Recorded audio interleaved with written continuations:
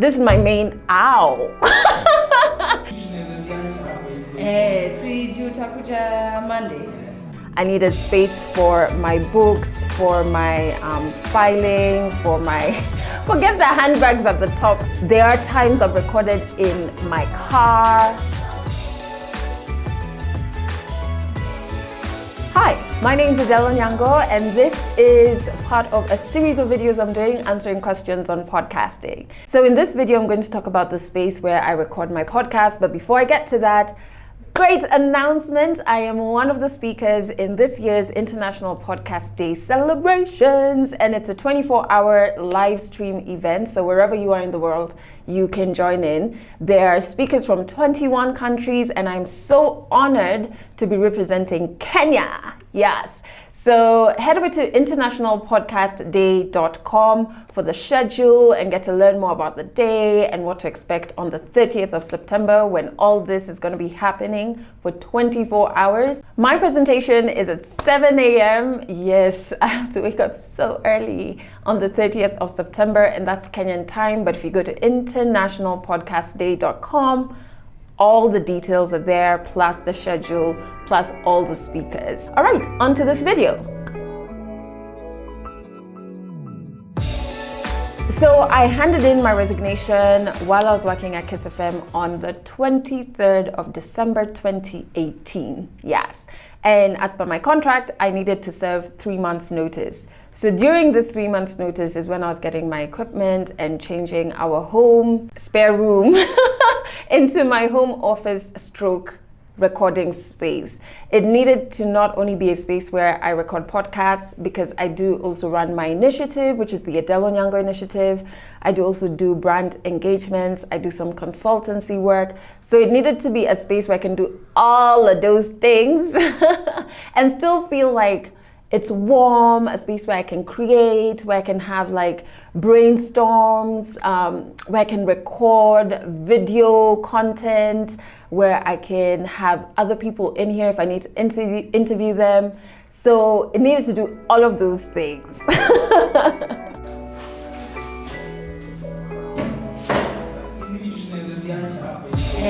See you utakuja Monday.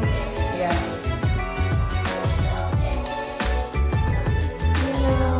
Okay, we're adding one more coat. This is brilliant white, and we're adding two. So in terms of the podcasting work that I do, it needed to give me good audio quality, but I didn't want it to look like a traditional studio. The good thing, if you watch the video where I shared the microphones that I use, the microphone that I use, which is a Blue Yeti, this is my main, ow. This is my main microphone that I use for recording, especially my bits of the podcast. So the good thing is that the setting that I use, which is for podcasters, allows me flexibility on where I can record, even in this room, and still get really good audio quality. But in addition to that, what I did was ensure that I have heavy curtains, which by the way was a coincidence. Curtains were the first things that we bought when we moved in here. And let me tell you, curtains are expensive. That was the greatest shock in my life when I became an adult. I was just like, nobody told me. We got them even before I knew I was gonna quit my job, before I knew I was gonna go into podcasting.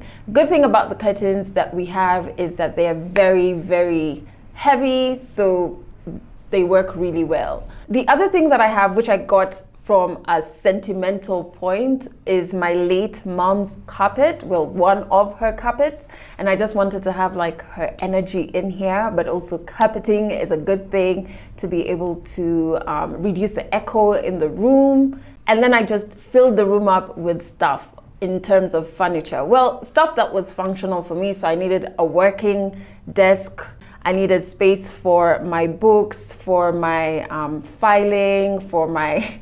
Forget the handbags at the top. I really don't know why. I have too many handbags. They don't fit in our bedroom, so extra storage. I choose the main recording space, especially when I have a guest on my podcast. So let's say there are moments where I've had my best friend and we're both speaking, so I'll use that space. Or when people come to the house for me to record their stories, I'll use that space as well. In terms of recording stories, I've recorded stories at my home. As I've said, I've identified a couple of specific restaurants across Nairobi that I know have like a corner booth, and I'm voiced with like the waitresses and waiters and sometimes even the owners, and I go in there and we were able to record. There are times I've recorded in my car. Yeah, actually I have, and that one was a sponsored that one was a sponsored episode. Yeah, and I was recording somebody in Juja, and when we got there, the space, it was in their shop.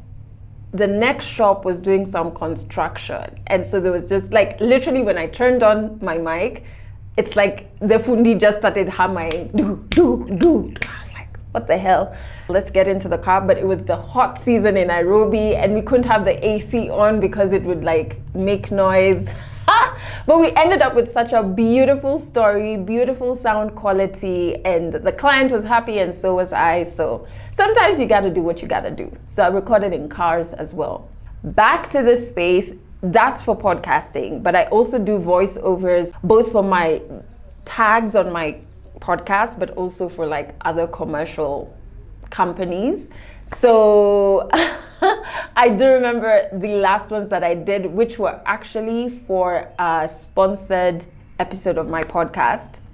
And then there was another where I was sending a demo to South Africa and to New York. And my neighbor just decided that was the day they were going to be doing some construction. It was such a hectic day for me. But on those days, what I do is I go to my kitchen pantry. Yes. And I close the door. It's smaller and obviously it's full of things. It has a very tiny window, which, I just close and I recorded. Sounded really dope. And I actually even have a friend who told me he's recorded a voiceover in his pantry, I believe, but what he did was put like a blanket over his head.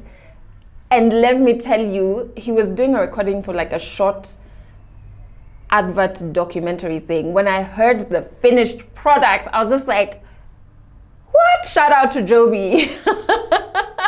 So it's just like make use of your spaces. I know there are many people who will think, I can't start a podcast, I don't have a studio, I can't afford a studio. Sometimes you just need to work with the spaces that you have. I know there are people who, even on the walls, to improve the sound quality, they use egg trays. So those cartony trays, not like the plastic ones. Are there plastic trays for eggs? Yeah, they are, but not the plastic ones. The cartony ones. Yeah, so you stick them on the walls. I just didn't like that aesthetic. I know, I shouldn't be thinking about how it looks. I should be thinking about like, the quality it's giving me, but no. Mine works really well just with the things that I've put into the room. So speaking of mine, check out my podcast, which is Legally Clueless. New episodes out every Monday. Yani, I've not missed a Monday, like putting out an episode on a Monday for the last 79 weeks. That's hectic. So proud of myself.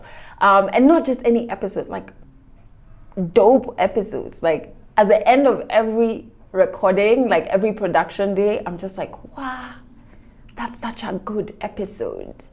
Was that my stomach? Yeah, I need to run and have lunch. I hope the mic didn't catch that. Anyway, check out my podcast, Legally Clueless. New episodes out every Monday.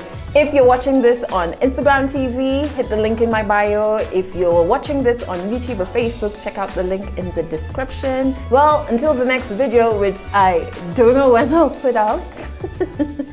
Bye.